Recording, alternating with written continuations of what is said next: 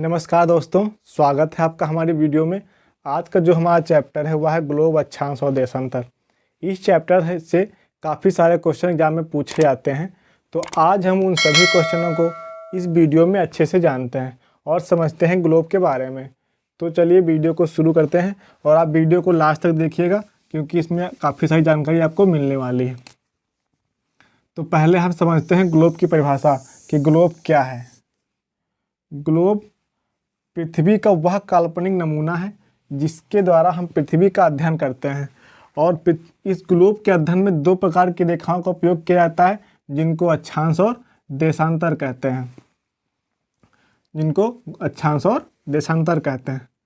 वह रेखा जो पृथ्वी को दो बराबर भागों में अलग करती है उसे 0 डिग्री कहते हैं या विषुवत रेखा। यह विषुवत रेखा जो हमारी पृथ्वी है उसको दो बराबर भागों में अलग करती है। ऊपर वाले भाग को उत्तरी ध्रुव और नीचे वाले भाग को दक्षिणी ध्रुव कहते हैं। इसमें कई सारी ऐसी रेखाएं हैं जो काफ़ी बार एग्जाम में पूछी जा चुकी हैं, तो उनको हम समझते हैं। वह एग्जाम के दृष्टि से काफ़ी इम्पोर्टेंट है।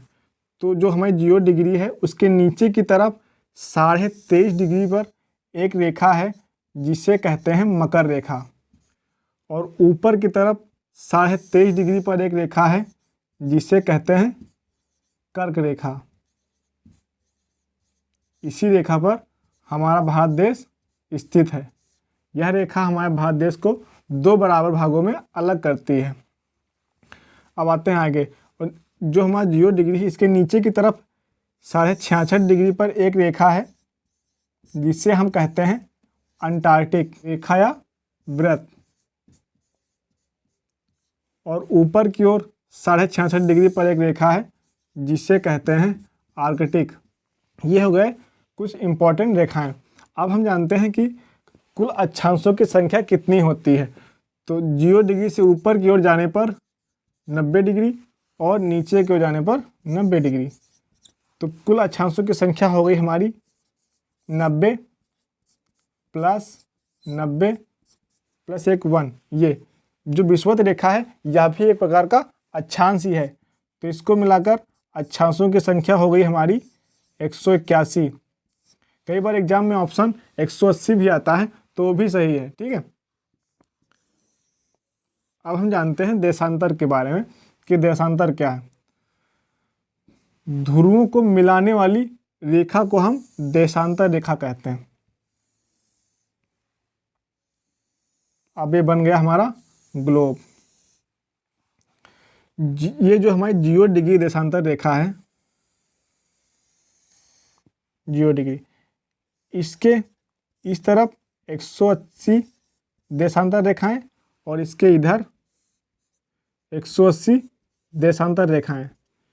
तो अब आप बता सकते हैं कुल देशांतर रेखाओं की संख्या कितनी हो गई। तो कितनी हो गई 180 प्लस 180 बराबर 360। तो जो कुल देशांतर रेखाओं की संख्या हो गई वह हमारी हो गई 360। अब हम जान लेते हैं कि दो क्रमागत अक्षांशों के बीच की दूरी और देशांतर रेखाओं के बीच की दूरी, और उसके बाद समझते हैं इन रेखाओं का उपयोग।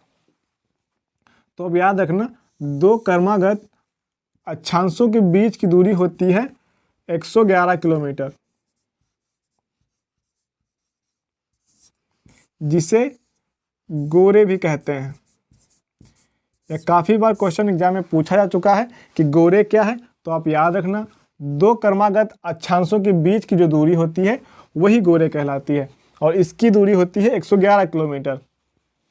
अब एक एग्जाम में क्वेश्चन पूछा जाता है कि दो क्रमागत देशांतर रेखाओं की दूरी सबसे ज़्यादा कहाँ पर होती है। तो आप याद रखना, जो हमारी दो क्रमागत देशांतर रेखाएं हैं इनके बीच की दूरी सबसे ज़्यादा विषुवत रेखा पर होती है। कितनी होती है 111.3 किलोमीटर।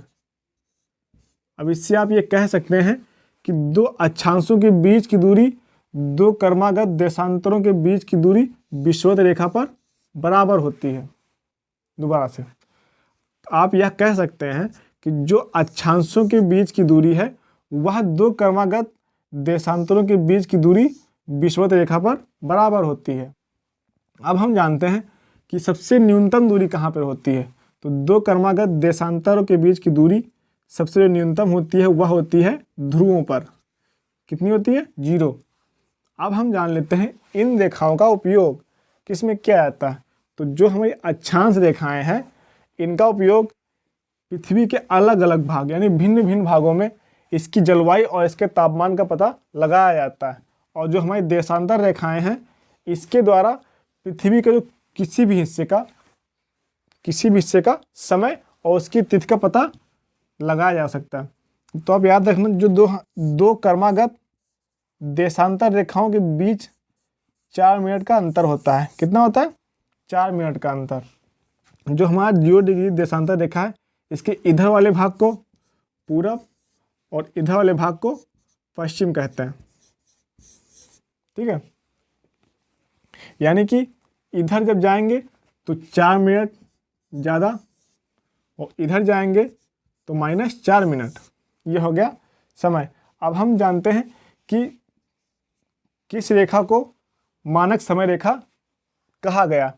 तो 1884 ईस्वी में वाशिंगटन में एक बैठक हुई जिसमें यह निर्णय लिया गया कि किस रेखा को मानक समय रेखा और किस रेखा को तिथि रेखा कहा जाएगा। ठीक है, तो उसमें निर्णय यह लिया गया कि जो हमारी 0 डिग्री देशांतर रेखा है उसी को हम लोग प्रधान समय रेखा कहेंगे। क्या कहेंगे?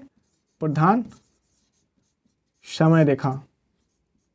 कई बार यह क्वेश्चन प्रमुख यामोत्तर करके भी पूछा जाता है। जो 0 डिग्री देशांतर रेखा है वह ग्रीनविच सिटी से होकर गुजरती है। कहाँ से? ग्रीनविच।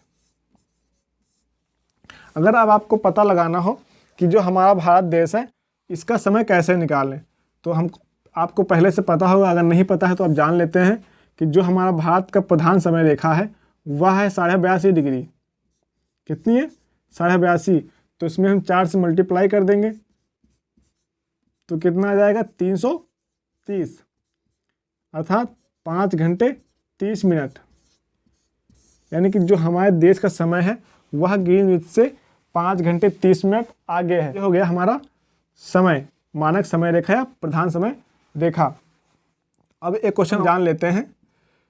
जैसे 0 डिग्री देशांतर, फिर 1, फिर 2, 3, 4, 5 ऐसे करते करते 15 डिग्री देशांतर जाने पर 1 घंटे का अंतर आता है। कितने घंटे का? 1 घंटे का। इसीलिए जो हमारा ग्लोब है इस पर 24 टाइम जोन बनाए गए। कितने? 24। पूरे विश्व में 24 टाइम जोन हैं। अब ये याद रखना। अब हम जान लेते हैं कि तिथि कैसे निकाली जाती है, कि किस रेखा को मानक तिथि रेखा कहा गया है उसको समझते हैं। तो ये हमारी पृथ्वी, यहाँ पे 0 डिग्री देशांतर हो गया और इसके विपरीत दिशा में जो पृथ्वी है इसके विपरीत दिशा में क्या होगा? 180 देशांतर। यहाँ पे 0 डिग्री, इधर से जाएंगे तो 179, इधर से जाएंगे तो 179। तो जो हमारी 180 डिग्री देशांतर रेखा है इसी को मानक तिथि रेखा कहा गया है। जैसे कि अगर इस वाले हिस्से में आज 27 तारीख है तो इस वाले हिस्से में कितनी होगी? 26 तारीख। इसी तरह से हम तिथि का पता लगाते हैं। 0 डिग्री देशांतर को मानक समय रेखा या प्रधान समय रेखा, 180 डिग्री देशांतर को तिथि रेखा कहा जाता है। अब हम दोबारा इसको अच्छे से जानते हैं कि अक्षांश और देशांतर के बारे में, कि जो देशांतर रेखाएं हैं इनके द्वारा समय और तिथि का पता लगाया जाता है, और जो ये हमें अक्षांश रेखाएं हैं इसके द्वारा पृथ्वी का जो किसी भी हिस्से का तापमान और जलवायु का पता लगाया जाता है। अब इससे हम एक समझ लेते हैं कर्क रेखा के बारे में कि कर्क रेखा क्या है। जो कर्क रेखा है यह रेखा हमारे भारत देश को 2 बराबर भागों में अलग करती है। हमारा जो भारत देश है वो यहाँ पे स्थित है। तो यह जो कर्क रेखा है भारत के 8 राज्यों से होकर गुजर जाती है और भारत को 2 बराबर भागों में बांट देती है। तो इसको हम आगे पढ़ेंगे। तो आज के लिए बस इतना ही। हम आशा करते हैं कि आपको वीडियो पसंद आई होगी। अगर आपको वीडियो पसंद आई हो तो वीडियो को लाइक कीजिएगा, कमेंट कीजिएगा, हमारे चैनल को सब्सक्राइब कीजिएगा। मिलते हैं आपको अगली वीडियो में, तब तक के लिए धन्यवाद।